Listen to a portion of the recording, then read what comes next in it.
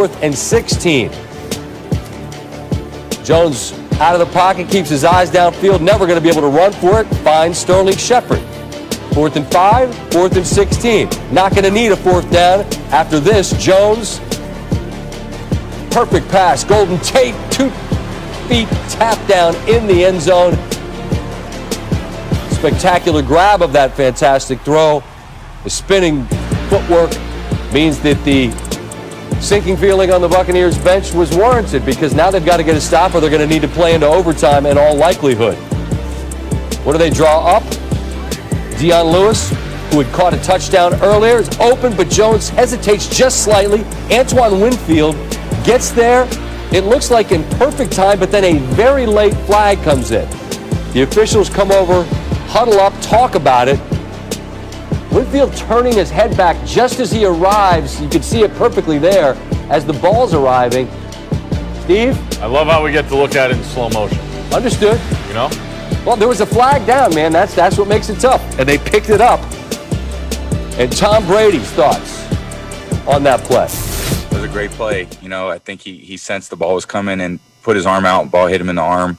And it was a game-saving play for us. You know, they converted whatever 4th and 16, 4th and 17, and ultimately made a great throw and catch there to score. And then they had to make the 2-point conversion, and Antoine made a great play. So it was a great play, great job. You know, getting an onside kick and sealing the deal. Next, we'll go to Greg Allman. Tom, obviously you guys were able to play better in the second half. Is there something you point to for why the offense struggled in the first half, why you had 6 points at the break? We didn't play anywhere near the way that we were capable of playing, and just execution. That's all it comes down to, is we need to execute a lot better. I had guys open that I missed, and I got to hit those guys that are open. Do our research on a not so pretty victory for the Buccaneers. Wasn't a great night for Brady. Did have some success in play action, 10 of 11 on play action for 110 yards, 2 touchdowns, and no picks. When the game is on the line, Brady went to Mike Evans, as he's done all season. Evans explaining to Lisa Salters, when he get one-on-one down there, he loves to look for me. Brady a perfect 6 for 6 with 6 touchdowns when targeting Evans in the end zone this season. And with a win on Monday night, the Buccaneers are 6-2 atop the NFC South, which matches Tampa Bay's best start through 8 games in the history of the franchise. Last time they were 6-2, 2002. The year that they won the only Super Bowl, I should say, in the history of the franchise. Ryan Clark joins us now. And Ryan, had this ended differently, obviously the conversation would have taken a very different tack. But given the fact that the Buccaneers win, I think that we can look forward rather than back. And where you see this team fitting in the NFC as they get ready to entertain New Orleans in the second half of the season.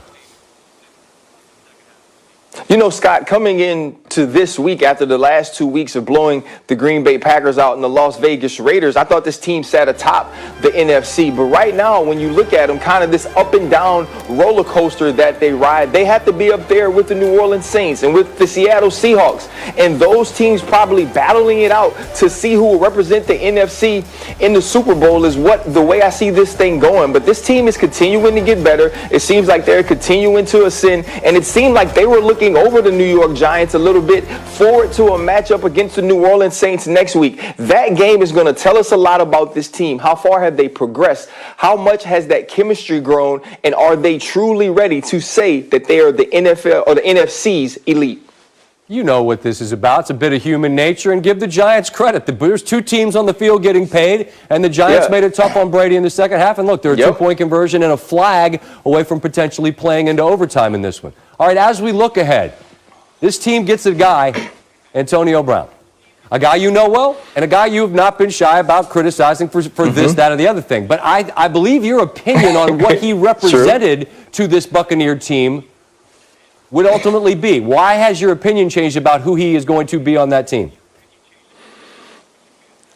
You know, at first, Scott, I thought it was a luxury. And I said, you know, having Antonio Brown, this is the piece they could just plug in, use him when they want to. And then I started to kind of look at Chris Godwin's role and how explosive this team is when Chris Godwin plays, because you have to roll coverage to Mike Evans. You have to make sure you cover the tight ends. And then he gets some one-on-one matchups, or even when Scotty Miller is healthy. Antonio Brown could be that guy. Or Antonio Brown is going to make you make a choice as a defense of whether to double Mike Evans or him. So that means one of these guys, one of these all-time talents, one of these Pro Bowl, all-pro caliber wide receivers is going to get one-on-one matchups.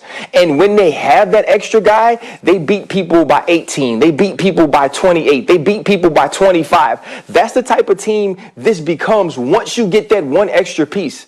And Chris Godwin is really good. Don't get me wrong. But Antonio Brown was the best wide receiver we had ever seen for 6 years, statistically. And he's coming back to play. And the one word I heard to describe him when he's been seen in Tampa is phenomenal. And if Antonio Brown is phenomenal, if Antonio Brown is close to what he used to be, this team is going to be extremely dangerous offensively. Man, that's a scary, scary thought, because obviously they've been scary without him to this point. And you add to your point, Ryan, a guy who, when he's right, has a ceiling that very few wide receivers of his time, or any time really, have played to. So that's the million-dollar question. How can he keep his mind right and play to his level on the field? Could he change how you view them ultimately if he's phenomenal, or do they have a notch above anyone else? They are different. They are different if they change, if he changes SVP. I mean, think about it. He's been extremely quiet off of the field lately. We haven't heard Antonio Brown's name other than what team he would sign with after the 8 week of the season. And so now we see him. And so when you look at Antonio Brown, if he's different, if he truly understands his back is against the wall, he can help this team win a Super Bowl. Ryan Clark, as always, part of our Monday Night Football coverage. Appreciate you. We'll talk again next week, sir. Be well. Thank you, my man. Have a good one. All right, we promised you Joe Judge. He saw things a little bit different than Bruce Arians did, not surprisingly. Here's what he had to say about the way the game ended. Nate made the right call when he threw the flag. So I'm not sure why it got picked up. We had a pretty good view. I know they can't use the Jumbotrons for replay. We had a pretty clear view of that as well. But I thought Nate made the right call the first time. I thought, normally you're